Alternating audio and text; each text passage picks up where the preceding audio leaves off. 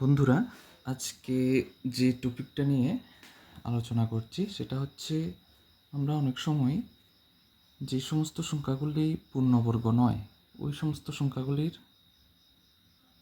বর্গমূল নির্ণয় করতে গিয়ে সঠিক সংখ্যাটা আমরা কীভাবে বের করব তার কোনো পদ্ধতি জানা না থাকার কারণে আমাদের ওই সংখ্যাগুলির বর্গমূল নির্ণয় করতে অনেকটাই অসুবিধা হয়।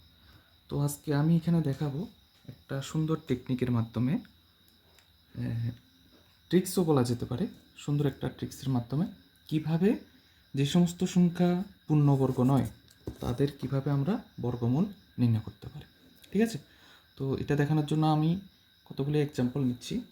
তো প্রথমে আমি একটা এক্সাম্পল নিচ্ছি খুব ছোট, যেমন ধরো 3 যে নাম্বারটা রয়েছে 3 এর বর্গমূল আমরা নির্ণয় করব। কিভাবে করব? তার জন্য এই 3 সংখ্যাটাকে আমরা দুইটা ভাগে ভাগ করব। সেটা হচ্ছে এক্স প্লাস ওয়াই অথবা এক্স মাইনাস ওয়াই। মানে এখানে যে সংখ্যাটি হোক না কেন, এখানে আমি 3 নিয়েছি, 3-র জন্য এটাকে করব। কিভাবে করব সেটা আমি বলছি। আর 3 ছাড়া অন্য যে কোনো সংখ্যার ক্ষেত্রেও সেটা প্লাস অথবা মাইনাস, এভাবে এক্স প্লাস অথবা মাইনাস ওয়াই দিয়ে করব। কিন্তু প্রশ্ন হচ্ছে প্লাস কখন করব এবং মাইনাস কখন করব। তাহলে দেখা যাক। এখন দেখতে হবে 3 এর আশেপাশে যে পূর্ণবর্গ সংখ্যাটা আছে, অর্থাৎ 3 এর আগে এবং পরে, যার মধ্যে ডিস্টেন্সটা মানে ডিফারেন্সটা অনেকটা কম, সেই সংখ্যাটিকে আমরা নেব। তাহলে এখানে 3 এর আগের যে পূর্ণবর্গ সংখ্যা সেটি হলো 1, আর 1 এবং 3 এর মধ্যে ডিফারেন্স হচ্ছে 2। আবার 3 এর পরবর্তী যে পূর্ণবর্গ সংখ্যা তার মধ্যে ডিফারেন্স, অর্থাৎ 3 এর পরবর্তী সংখ্যা পূর্ণবর্গ যেটা সেটা হচ্ছে 4, এবং 3 এবং 4 এর মধ্যে ডিফারেন্স হচ্ছে 1। তাহলে আমরা এমন সংখ্যাই নেব যেটাকে ডিফারেন্সটা অনেকটা কম রাখা যায়। তার মানে আমরা 3 এর পরবর্তী সংখ্যা 4কেই নেব। কেমন? তার মানে এখানে 4 হচ্ছে এ এক্সের ভ্যালু। ঠিক আছে, তাহলে আমি 3কে কীভাবে সাজাতে পারি? 4 মাইনাস দেবো এবার, কারণ 3কে আমি 4-এর থেকে 1 বিয়োগ করেই পাবো। এখানে আর প্লাস চিহ্ন দেওয়ার দরকার নেই, এখানে মাইনাস দেব। ঠিক আছে, তো এভাবে এটাকে আমরা সাজাতে পারি। তাহলে এখানে আমার এক্সের ভ্যালু কত হতো? এক্স হচ্ছে 4 আর ওয়াই হচ্ছে 1। তো এবার ফর্মুলাটা কী হবে? ফর্মুলা হচ্ছে square root of x plus minus y. মানে এক্স প্লাস মাইনাস ওয়াই বলতে আমি এই যে 3 তার বর্গমূল নির্ণয় করছি, তার স্কোয়ার রুট ইকুয়াল টু হচ্ছে রুট এক্স প্লাস মাইনাস। এটা এইভাবেই আসবে, যদি আমি এখানে প্লাস দিয়ে নিই তাহলে প্লাস, অথবা মাইনাস দিলে মাইনাস। তো 3 এর ক্ষেত্রে আমরা মাইনাস নিয়েছি, তাহলে এটা আমরা মাইনাস নেব।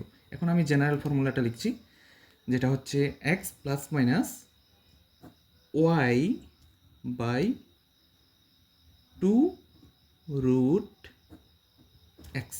ঠিক আছে, এটা হচ্ছে আমাদের জেনারেল ফর্মুলা যে কোনো অপূর্ণবর্গ সংখ্যার বর্গমূলের ক্ষেত্রে এই টেকনিকটা আমরা ইউজ করব। তো এখন আমরা 3 এর ক্ষেত্রে তাহলে এটা প্রয়োগ করে দেখি কী হয়। তো 3কে আমরা কীভাবে লিখলাম? 3কে লিখলাম আমরা 4 মাইনাস 1। তো এটার বর্গমূল যদি আমরা নির্ণয় করি তাহলে রুট 4 মাইনাস দেওয়া আছে, মাইনাস দেব, ওয়াই এর ভ্যালু হচ্ছে 1, এবং 2 ইন্টু রুট এক্স কত? রুট এক্স মানে এই যে রুট 4। ঠিক আছে, এবার আমরা কি করব? ক্যালকুলেশন করে নিই। রুট 4 মানে 2 মাইনাস 1 বাই 2 ইন্টু রুট 4 মানে তো 2 ইন্টু 2, তার মানে কত হলো? 2 মাইনাস 1 বাই 4। কত দেখা যাক। এখানে হচ্ছে এলসিএম করলে আমরা 4 পাই, অর্থাৎ লসাগু করলে, আর এদিক থেকে হচ্ছে 8 মাইনাস 1। তো কত হলো? 8 মাইনাস 1 মানে হচ্ছে 7 বাই 4। তো 7কে এবার আমরা 4 দিয়ে ডিভাইড করে নিই, কত হয় দেখি। 7 4 দিয়ে ডিভাইড, 4 1 যা 4, 3.0728 2 0.520, ঠিক আছে। তার মানে √3 এর বর্গমূল করলে আমরা পাচ্ছি 1.75। এখানে যে 1.75 ভ্যালুটা পেলাম, এটা কিন্তু সবসময় যে একদম এক মানে কি বলবো একজ্যাক্ট ভ্যালু নয়, এটা অ্যাপ্রক্সিমেট ভ্যালু। কারণ যখন কোনো অপূর্ণবর্গ সংখ্যার তুমি বর্গমূল নির্ণয় করবে, তখন তুমি কিন্তু এই ভ্যালুগুলি ইউজ করতে পারো। তো এটা তুমি রাউন্ড ফিগার করে এভাবে লিখতে পারো। তো এখন আমরা এটা একটা ক্যালকুলেশন করে আমরা ক্যালকুলেটারে দেখে নেব যে √3 এর ভ্যালুটা কত আসে, ঠিক আছে। √3 ইকুয়াল টু, দেখতেই পাচ্ছ এই যে 1.7320 এভাবে আসছে। তার মানে আমরা এটা রাউন্ড ফিগার করে আমাদের এখানে এসেছে কত, 1.75, ঠিক আছে। তো এটা তুমি রাউন্ড ফিগার করে মোটামুটি একটা ভ্যালু বসিয়ে নিতে পারো, ঠিক আছে। এবার আমরা আরেকটা নেব, যেটা হচ্ছে যেমন ধরো রুট কত করব, রুট যে কোনো একটা সংখ্যা নিই, একটু বড়, সাপোজ √109 করি, 109, ঠিক আছে। এবার এটাকে কীভাবে লিখবো দেখতে হবে। 109 এটা হচ্ছে এক্সাম্পল নাম্বার 2, এটা হচ্ছে এক্সাম্পল নাম্বার 1। আচ্ছা, 109 এক্সপ্রেশনটা আমরা সাজাতে হবে, কীভাবে করব। 109 আশেপাশে অর্থাৎ 109 আগে যে পূর্ণবর্গ সংখ্যা সেটা হচ্ছে 100, এবং পরবর্তী যে সংখ্যাটা সেটা হচ্ছে 121। মানে ডিফারেন্সটা তাহলে কার ডিফারেন্সটা কম, মানে 100 তার পরবর্তী 9, ডিফারেন্স হচ্ছে 9। আর 109 এবং 121 মধ্যে এই যে মানে এটাকে সাজিয়ে লিখলে আগের সংখ্যাটা কত হচ্ছে 100, এরপরে আমাদের এই সংখ্যাটা 109, এবং এর পরবর্তী পূর্ণবর্গ সংখ্যা হচ্ছে 121। তাহলে দেখাই যাচ্ছে যে 100 এবং 109 মধ্যে ডিফারেন্স 9, আর 109 এবং 121 মধ্যে ডিফারেন্স হচ্ছে 12। তাহলে আমরা কোনটা মানে কোন সংখ্যাটার সাপেক্ষে সাজাবো, যেটার ডিফারেন্স কম, অর্থাৎ 100 এবং 109 এর মাঝখানে এই দুটো এক্সপ্রেশনকে সাজিয়ে নেব। তাহলে আমরা 109কে কীভাবে √109কে সাজিয়ে নেব।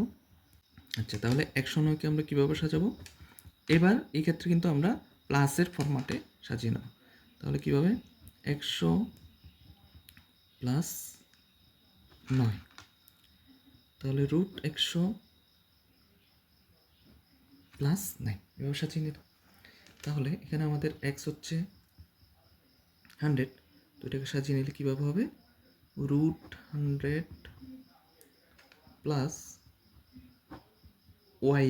y বলতে 9/2 √x, x কত ছিল আমাদের √100, ঠিক আছে। এবার আমরা এখানে ক্যালকুলেশনটা করি, 100 যার বর্গমূল করলে 10 + 9/2 ইন্টু এখানেও 10, ভ্যালুটা তাহলে কত এলো, ভ্যালুটা এলো 10 + এখানে 20 হলো, উপরে 9। এটাকে আমরা এদিক থেকে আবার এদিকে শিফট করে দিচ্ছি, ক্যালকুলেশনটা এখানে করছি। এখানে 10, তাহলে 200 যদি আমরা এলসিএম করি, 200 + 9/20, তো 209/20। এবার এটাকে আমরা যদি ক্যালকুলেশন করি, অর্থাৎ 209কে আমরা ডিভাইড করে নেব, 209 ডিভাইড করছি কত দিয়ে, 20 দিয়ে। 20 দিয়ে একবার তো যাবেই, 209 মধ্যে 09 এলো, তো এখানে রিমাইন্ডার কিছুই নেই, তার মানে অবশ্যই একটা 0 এখানে যাবে। তো 090, এবার 10.20 হলে 480 হলো 105, তার মানে 10.45।